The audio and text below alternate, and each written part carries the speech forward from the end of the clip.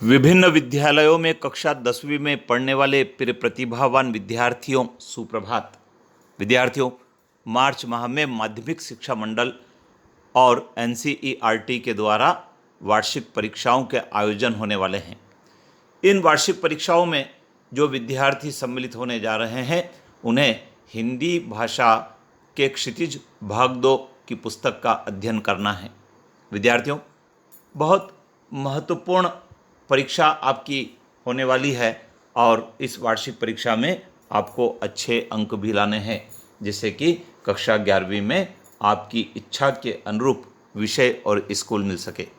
आइए विद्यार्थियों, आज की इस वीडियो में हम क्षितिज भाग 2 के अध्याय 2 के कुछ प्रश्नों की चर्चा करेंगे जो आपके परीक्षा में काम के होंगे। आप इनको सुने, नोट करें, बार बार दोहराएं तथा लिखकर देखें, जिससे कि आप परीक्षा में इनको ठीक से लिख सकें। तो आइए जान लेते हैं क्या है प्रश्न। लेकिन उसके पहले आपको कहना चाहेंगे, यदि आपने चैनल को अभी तक सब्सक्राइब नहीं किया हो तो पहले कर लीजिए, बेल आइकन को प्रेस कीजिए और अपने मित्रों को भी बताएं। तो आइए जानते हैं क्या प्रश्न। विद्यार्थियों, यह है क्षितिज भाग 2 की पुस्तक का सेकंड अध्याय और इसमें लिखा है तुलसीदास जी का जन्म कहाँ हुआ था। विद्यार्थियों, उत्तर प्रदेश के बांदा जिले के राजापुर गांव में हुआ था। तुलसीदास जी की लोकप्रिय रचनाएं कौन कौन सी है? तो तुलसीदास जी की जो लोकप्रिय रचनाएं उनमें रामचरितमानस के अलावा कवितावली, गीतावली, दोहावली, कृष्ण गीतावली, विनय पत्रिका आदि उनकी प्रमुख रचनाएं हैं।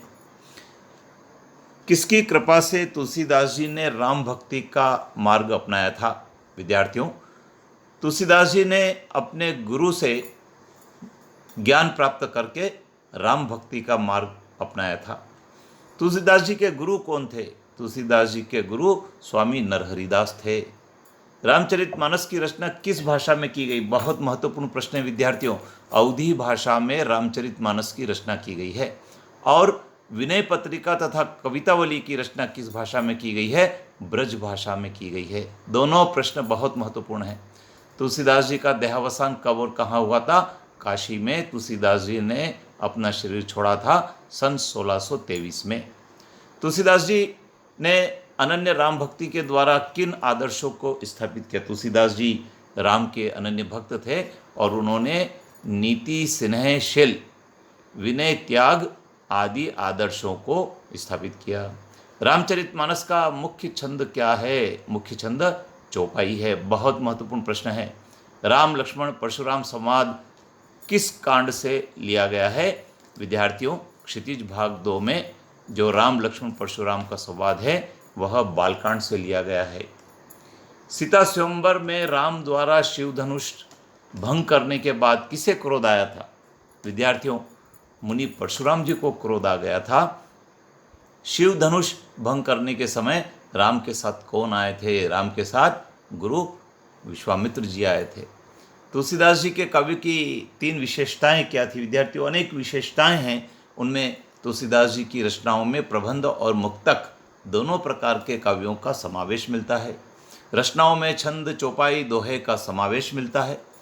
विनय पत्रिका में गय पद, कवितावली में सवैया, कवित्व छंद आदि देखे जा सकते हैं।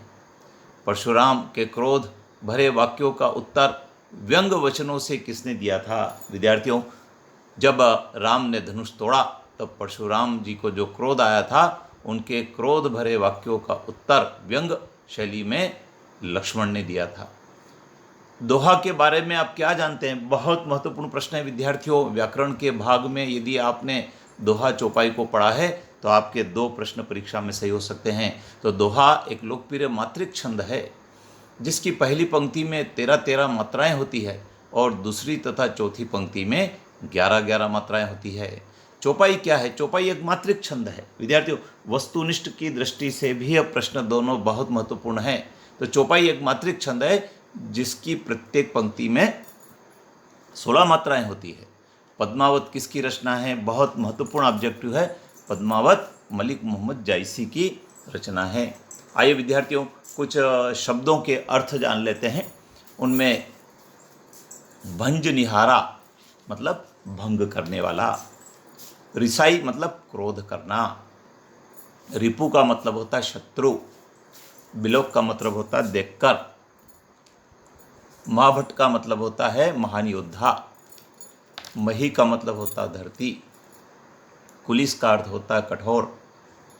इस प्रकार से जो महत्वपूर्ण शब्द है आपको और आपकी किताब से तैयार करने हैं। विद्यार्थियों को नोट कर लें और चैनल पर बने रहे, अपने मित्रों को भी बताएं, लाइक करें, शेयर करें। जय हिंद।